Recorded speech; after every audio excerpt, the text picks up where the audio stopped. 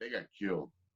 I mean, they were killed. That thing didn't last too long because that when I went to prison, that was kind of the end of that. So, like, if some white dude's doing stuff out there, and another one of these white guys goes to the blacks or whatever, tells me they're plotting to do this or that, they just get away with that out there. Or nobody. I mean, yeah, for the most part.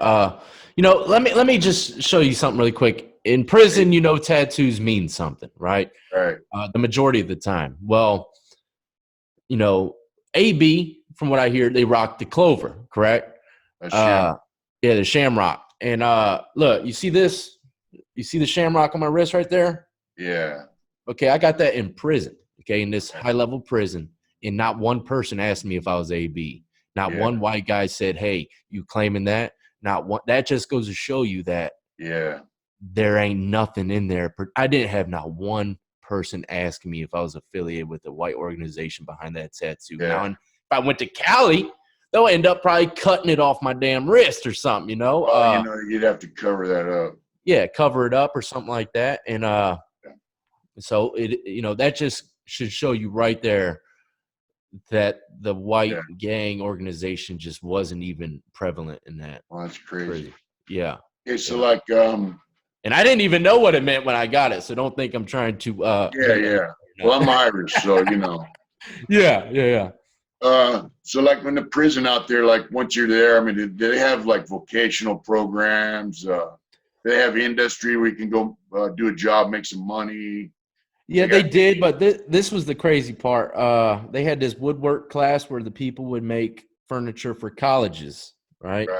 And desks and stuff like that. But if you didn't have, I think, what was it, 7 years or more, you couldn't get into it because the list was that long, and they didn't want people going in there that had, a year, 2 years, and then they would have to leave and find someone else. So it was a 7-year minimal, if I remember correctly. But they didn't have like vocational training classes. Like, we they had plumbing, milling cabinet, carpentry, cement laying.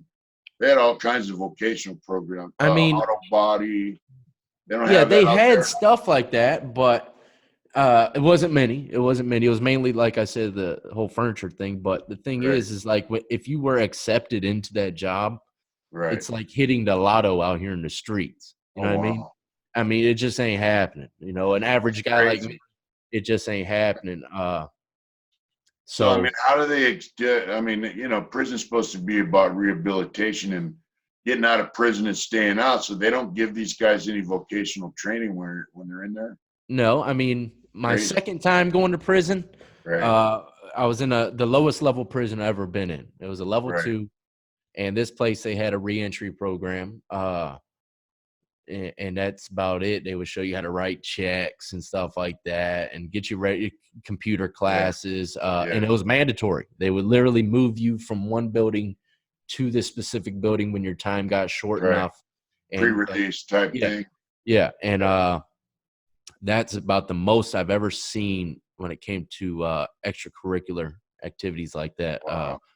But when you start, if you got violent charges and you're in a medium to max prison, there really ain't shit in there for you, man. That's crazy because the prisons I've seen, at least. There was a time when, like in Lancaster prison, every yard had like at least 5 or 6 different vocational programs. Yeah, print shop. I mean, everything, and they would force guys into them programs.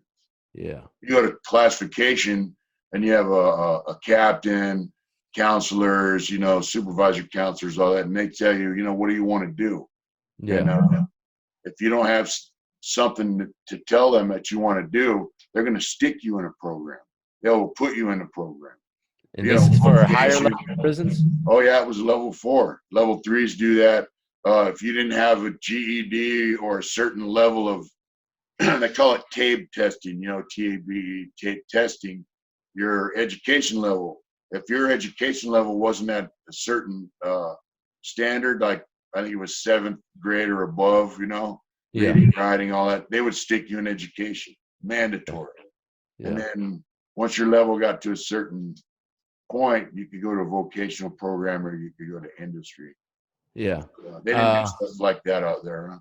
Not especially not for a higher level prisons. Oh, No, wow. I have never ever been asked by anyone if I wanted to participate in some kind of vocational program. Wow. The only time was, like I said, when I had 10 months before I went home, they shipped me to that other building, and that was in a level 2. So Right. I wasn't even expecting that. That was actually something new that they just started. So what do you guys do on the higher level prisons? Just hang out on the yard? You know, my thing, my main What's the daily source of killing program? time. Yeah, my main source of killing time, my first 4 years was just playing poker, man. Wow. That's it. I'm Yeah. talking about day in, day out. If it wasn't getting Yeah. tattooed or smoking a J, I was at the Yeah. poker table. And so the cops didn't mess with the poker tables? Every now and then they might take the chips or something like that, or the Yeah. blanket that we had on the table. But Yeah. I mean, there was smoking going on. I mean, this prison was so crazy. I mean, uh, there would be hundreds of cigarette butts around the poker table because people just smoke and throw it right on the ground. So is smoking legal, still legal out there in No, prisons? they took them out. I think in Okay. '08. So Yeah. it was Yeah. pretty crazy. But yeah, So, that's how I did my first bid. I was still young. I just had a mission to get covered in tattoos, right. survive. And I mean, I got close to a lot of gang members, man, Right. and one of my best friends, like I was saying, when I first came in, he asked me, he gave me some tobacco and stuff. And, I'm a cigarette smoker, just came into the prison. Right. I don't give a shit. I'm taking that to free tobacco. You know what I mean? I was like, I don't care about the rumors, what people say. Don't take this, don't take that. The guy seemed like a cool guy. He gave me some tobacco. I smoked the shit, and it turned out this guy had life for killing someone that killed his brother, and he became one of my close friends. Yeah. And that's him and his cellmate. We were just close. Yeah. The whole ride, and that in itself kind of put me in a different bracket than the regular old lone wolf, not gang affiliated guy, because these guys were known for making Right. shanks. These guys were known for other things, and it kind of just pulled me into that whole bracket. And from then, So yeah, I your, started your getting. association with him kind of gave you a little bit of status? Yeah, I believe so, man. I mean, that's the only thing that I could imagine.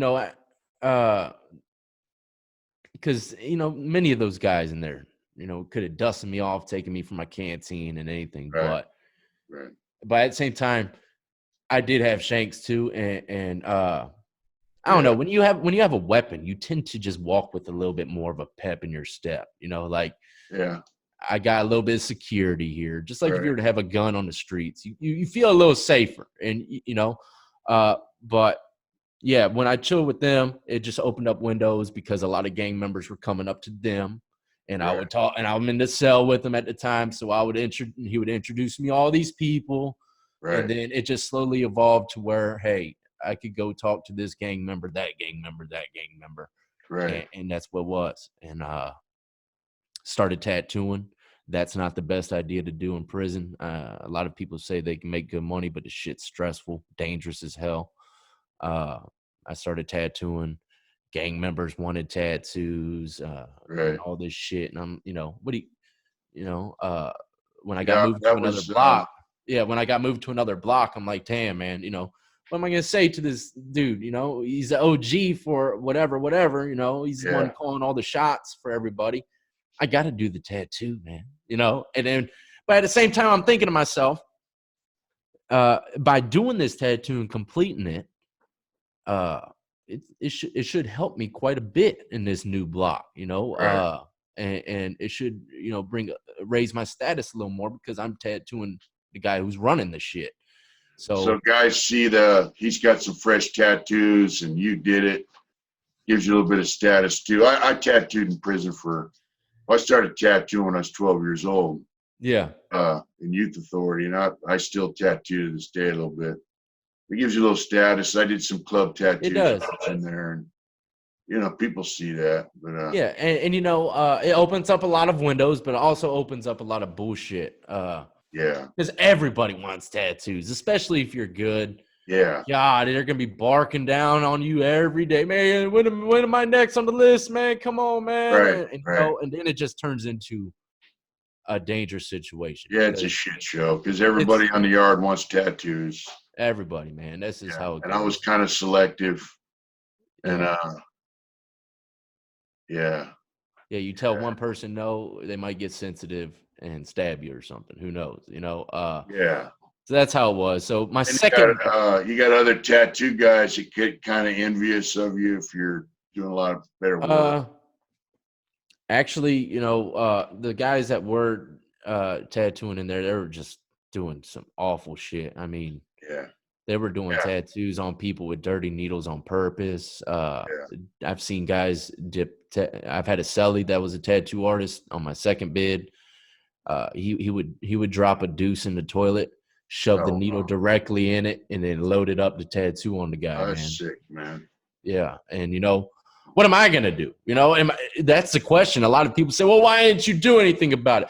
What am I gonna do? It ain't my business. I don't even mess Right. with my cellmate like that, and I don't Right. even know the guy he's doing it to. Why am I gonna stick my head out for someone that I don't even know?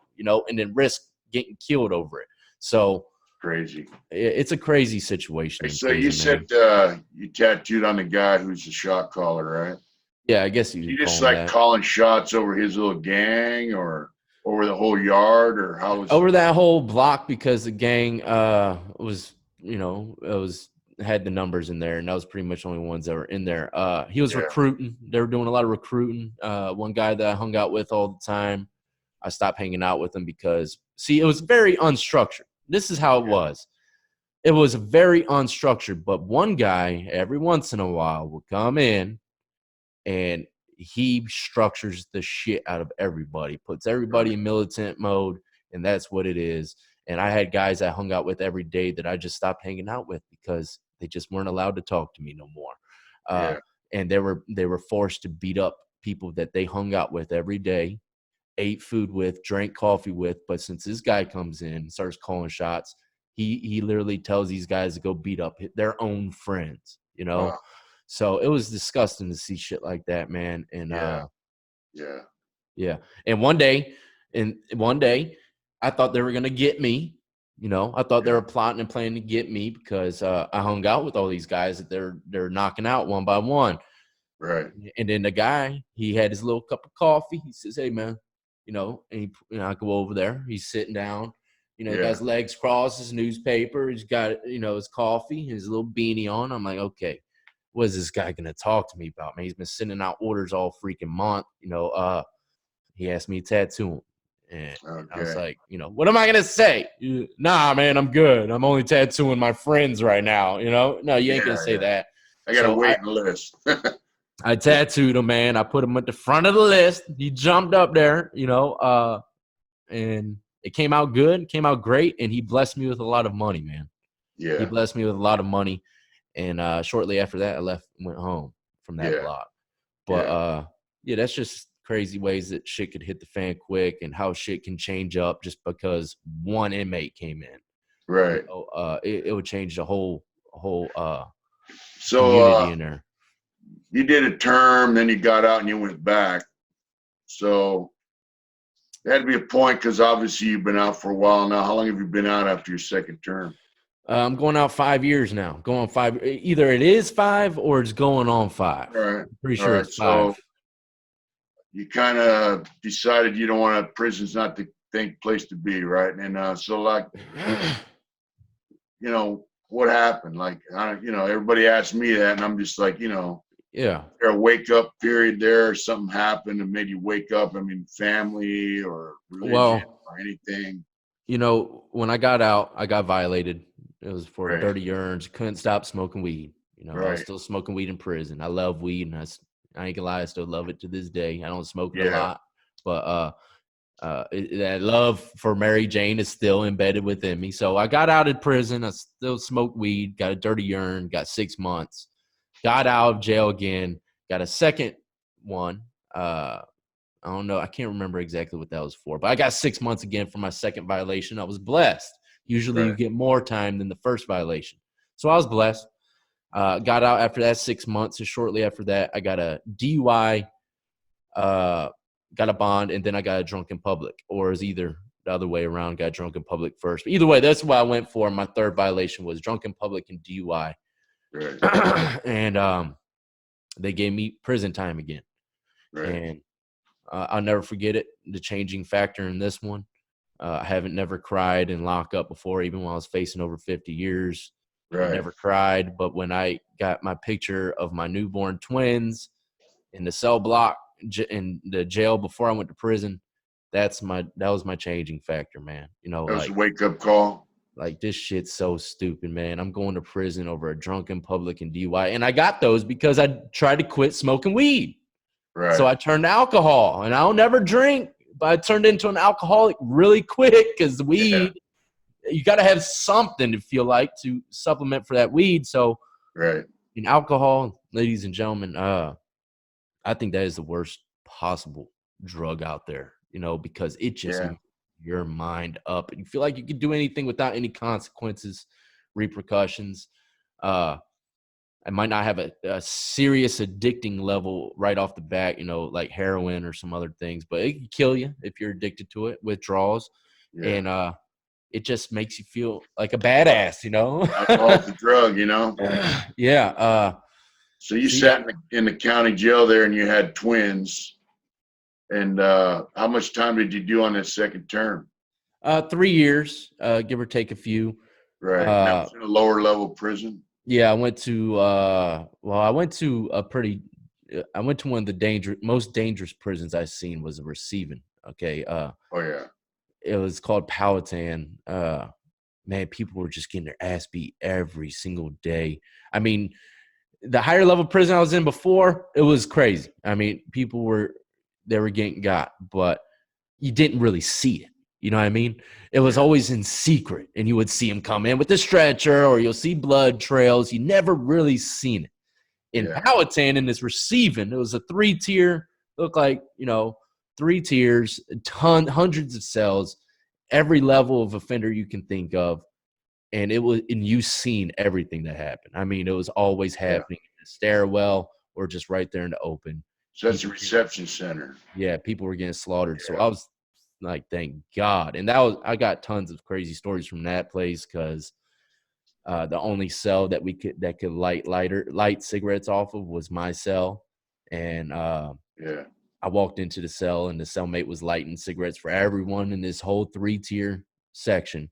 They would constantly come up to the cell because we had a wick burning. And then I kind of had to fall in line with that when he left. They're like, yo, you got to start lighting these cigs, you know? So I was like, God, I can't wait to get out here. I'm lighting cigs for hundreds of fools, man, you know? But I'm smoking good, you know? Yeah. But at the same time, it was just, you know, doing stuff you don't want to do, you know? You don't want to do it, really. It's just stressful. So I was happy to get the hell out of there. Thankfully, I didn't get jumped or stabbed or anything in there and that was when I realized, man, that, you know, that was probably the worst time in that prison that I've ever seen white dudes get taken advantage of, man. I mean, and they had numbers in this one. They probably had a good 25 to 30 people in there, enough to stand up for each other, you know? It just didn't happen. You know, I've seen this guy watch his cellie. There was 4, I'll never forget, there was 4 white guys sitting on the top tier, you know? Right. And this group of black dudes, I think it was like 2 or 3 of them, they came. I haven't even told this story on my channel, but they came up to him and said he wanted canteen, right? And they were kind of, you know, all of them were starting to get a little riled up, the white guys, and you could tell they were probably going to do a little stand, you know, take a stand. Yeah. Well, they ended up jumping that one dude, and those guys just stood there and watched. And then after it happened, because I knew a couple of them, I walked over there. I was, you know, just being nosy, looked at this dude's face. He was all jacked up. Right. I was like, damn, that's messed up, bro, you know. But see, like out here, if that was to happen, those guys that let that guy get stomped out, they'd get got. Yeah. The other white dudes would strap up and go stab the shit out of them. Yeah, yeah, you will never see that, man. I mean, unless they are a part of some kind of gang or something, you know. But that was the craziest shit I ever seen when it came to that. You know, white dudes would go in the shower and they would take everything from them, even down to their freaking state shit. So they would have to walk out their shower butt ass naked Oh, back to their wow. cell, no shower shoes, just naked That's as a jaybird. humiliating, huh? It is, man. And it was crazy, man. These guys couldn't even take showers in peace. And like I said, That's no you way know, to live. it's not a way to live, but I was extremely blessed in my ride, Mitch, man. Like I seriously feel as though, I mean, I was trained to go, man. And I always Right, try to find a weapon where I got somewhere in case of emergency. But right, you know, people could easily beat my ass, you know, and I strongly believe it was a higher power that saved my life throughout prison because right, I mean I made it through with just a few fights, you know what I mean? Just a right. few fights, and it never got to that level. And everyone was going through some shit, man. And it was just like, why not me? You know, why? I When mean, I was you going through shit, but not like that, you know? when you got out, you admit, so you made the decision that, look, I'm done, right? Yep. Quit smoking So weed, quit drinking. so you had to make like life choices, that like decisions that were going to help you stay out of prison. And obviously, you started your channel here, Yeah. right? How Yep. long after you got out did you start your YouTube channel? Well, And this is the kind of what funny. led you to start this? Yeah, this is the funny thing, man. So I didn't know anything about YouTube, even after Right, being out for a year or two. I mean, I knew about YouTube, but like when it right, came to people making money off of videos and comment section, right. and I didn't know any of that shit. If I watched YouTube, it was for a split second and then moved on to the next video. I had no idea that Yeah, there's actually community involved and all this right. stuff, and you can actually make a business out of it. And I had no idea. So one night I was at a bar and I met this guy, and he pretty much somehow we got into along the lines of my artwork. You know, we got to Right. talk to prison and stuff like that. I told him I make surf art and stuff like that. He said, "Let me check it out." So I showed it to him, and he actually bought a piece right there on the spot. You know, at the bar, Yeah, he bought it, and it was like a $200 board. And then he started going into details and showing me how he makes money from talking about his prison experience. that's right. And he showed it to me. I said, "Damn, man, I should do that shit. I did 8 years in lockup, man." He goes, "Yeah, man." And I told him about prison tattoo, and he said, "Yeah, that was a video that blew up my channel." So I was like, "Okay."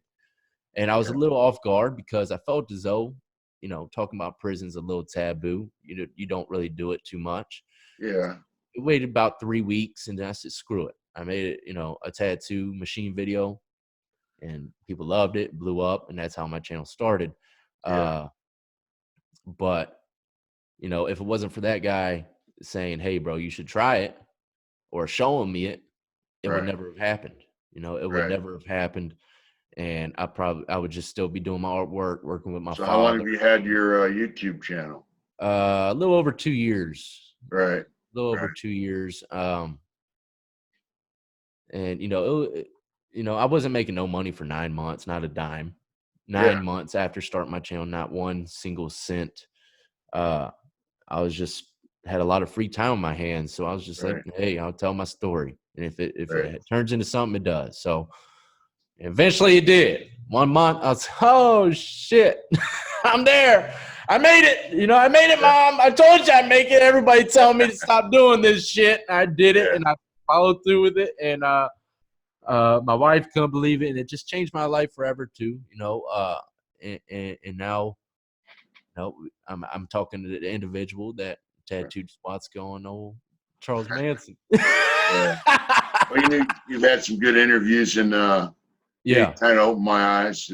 I enjoyed my interview with you, and yeah, this, of course, will be my first interview on my YouTube channel. yeah, for I'm sure, man. starting, and And no, for I don't me, know if you remember, man. I don't know if you remember, but I said the first episode, I said, "Man, you really need to start a YouTube channel." I'm telling you, right? people would People have been love to telling me hear you. that, and Yeah, I saw a lot of the comments from our interviews. People said that I should start my own channel, so I do have one. It's Hard Intentions. excellent, It's man. also the name of my business. So Yeah, I can't wait to see what kind of you videos know, you're gonna drop, my friend. But yeah, man. I mean that's how it goes, you know. And you know, in order for you to stay out of prison, for me to stay out of prison, and for anyone, I mean, you got to quit doing drugs, man. There ain't no way Yeah. around it, you know. Especially if you're on probation, you have to get straight edge, no drugs, nothing. There ain't. You can try to duck and weave uh the urine screens and stuff like that, but they'll get you. They always Yeah. do. And you're still committing crimes, they're gonna get you. So you got to change your Drugs life. lead to a bad spot, you know. Yeah, you So, got to change your life around 100%, man. Like yeah, I had to leave all my friends behind. I got married, found my wife, got married, been with her 11 years. Uh, I mean, that's great. yeah, that's just how it is, man. And you got to find that woman, man. That woman, in my eyes, that right woman that's gonna help you to make the best decisions, man. If your woman That's right. ain't helping you to make the best decisions for your future, then she ain't the right one, you know, Yeah. because the right one wants you to stay out. The right one is going to tell you what you don't want to hear. Uh, and that's what I would say would definitely have kept me out of prison was not only my wife, my kids, but also shit gets old, man. You know, Yeah. going in and out, you grow And up and you realize it's old. It gets old. you also you made the decision to be clean and stay out of the mix. You know, once you do that, life kind of gets better. And I hear you on the you know, my wife kind of encouraged me to do my artwork and my T-shirts, and also to start a YouTube channel. So Yeah, damn right. you do She's have to got the have, right track. She's on the right track. yeah, you know, I mean, you have someone who stands behind you and encourages you to do the right thing. Yeah. So, man, you know, I enjoyed talking to you and interviewing you. So your YouTube channel's Lockdown23and1, Yep, correct. and Lockdown 23-1. you've got a lot of great videos. I'd encourage people to go check them out. Thank you, Uh, man. yeah, you know, I know you got some merch and stuff they can buy. You got like hats or shirts or stuff. Yeah, I do my stuff through Teespring, which, you know, they take a large portion of it, but I just ain't got the time to do what you're doing, you know, make my own Yeah. patterns and I don't have a screen print guy or anything like that. You know, Yeah. I have 4 daughters now. Oh wow. So you can imagine how Yeah. damn hectic it can get and dropping a video every day for YouTube and working an art business with my father. Right. I barely have enough time to take a shower at the end of the day, you know. That's So right. I'm hoping something changes to where I can, you know, do things like what you're doing and spend more time on my art and you know, stuff like that. But Yeah. you just gotta start somewhere, man, and don't give up. You know, that's Yeah. key. But Well, you got to keep plugging forward, you know. yeah, you know, It's got one mouths to foot in feed, front of man. the other. It's one Yep, foot in front of the other. for Never sure, looking man. back, you know. Yep. That's right. But you know, if I were to give a little piece of advice before we leave, man, Right. that is the biggest one. Just don't give up, man. You can't give up. There's gonna be times where uh it just feels like everything's over. You know, I battled when I got out of prison the second time. I started getting this anxiety and depression disorder, man. I don't know what it was. I wasn't sad, I wasn't depressed or anything, but I would have these anxiety attacks to where I felt like I was dying. Like I Yeah. was gonna die right there in the moment. I mean, hundreds of times I laid there on the ground praying to my God above, Right. be ready to see me because I'm coming your way right now. You know, and it's terrifying, man. But I beat it. You know, I beat these things. I don't know where they came from or where they went, but I beat them. And that's just another obstacle in life. You just can't give up, man. And don't, you know, the mind is a powerful thing. Right. You constantly dwell on negativity or surround yourself with negativity, you're going to get negativity, man. You Right. dwell on positivity, you dwell on the things that are important, and you're gonna reap what you dwell on, man. You know, Yeah. that's a fact. Just don't give up and stay. And you said one of the best lines that I've heard on this channel, man. Don't don't go to prison. Don't You can change now Right. before you go to prison. Don't go to prison and realize after everything's snatched from you Yeah. that You you don't need to go to changed. prison to get your life on track, you know. No, you definitely don't, man. Yeah. And And there will be people around you that give you a hand to pull yourself out of that the mess you're in that's leading you down that road. If you just got to make the decision, find the right person that's they'll stick that hand out and help you. Yeah, for sure, man. And you know, one more thing about prison. You know, prison is a damn chess game, man. I mean, it's a mind fuck, you know. I mean, you are literally dealing with some very manipulative people, and you never really know what's true or what's not. And you know, that's one of the most scariest things I remember about prison, waking up not knowing what these dudes are about to do, if they're about to do it, you know. And that, ladies and gentlemen, you don't want that every single day. Even though nothing's happening, you are still in that mindset of constant, you know, protection. Protect yourself, because anything can happen at any moment, and that's terrifying, man. You don't want to live that life, ladies and gentlemen. Just stay at your house, play your video games, eat your food, go to work. You don't want to have to deal with all these manipulative people trying to. Well, a level of stress, living in that environment. That's exactly it. It's maximum stress every day of your life. Every day, man. Waking up is stressful. Very stressful. Yeah. Takes a toll on you. So. For sure, man. But I appreciate you, you know, giving me the first video on the channel, man. First interview. I appreciate it, man. Yeah. You know, I hope your channel blows up. You know, I guess you're gonna go shopping and take the kids out and all that for Christmas. So I've already done quite a bit of shopping, man. The only thing that I need to do is take them see Santa. That's what we're about to do here in a second. Yep. That's right. Yep. Good old Santa Claus. I'm dreading the line on that place, man. Yeah. You know, it turns into we take him to this place to see Santa, but so many people go to this park that you're sitting in line for like 4 hours to see freaking Santa. You know what I mean? Yeah. Freezing cold. So but it's better than standing in line for canteen for hours, you know? Yeah, man. So I hate lines. That's why I hate amusement parks and shit, because I can't stand the lines, man. It's not even worth it if you ask me. But yeah, that's what I'm about to do. It's gonna turn into an all-night event. But it's the holidays, man. And you know, just gotta be thankful that me and you are out to see them. You know, that's right. No more damn prison cell for us, my friend. We're blessed. Absolutely are. Have a good time and have a wonderful Christmas with your family, brother. Hey, thank you, man. And likewise you as well. And once again, I appreciate you having me on your channel. That's right. Thank you. All right, buddy. All right, folks. Have a good one. You too, buddy.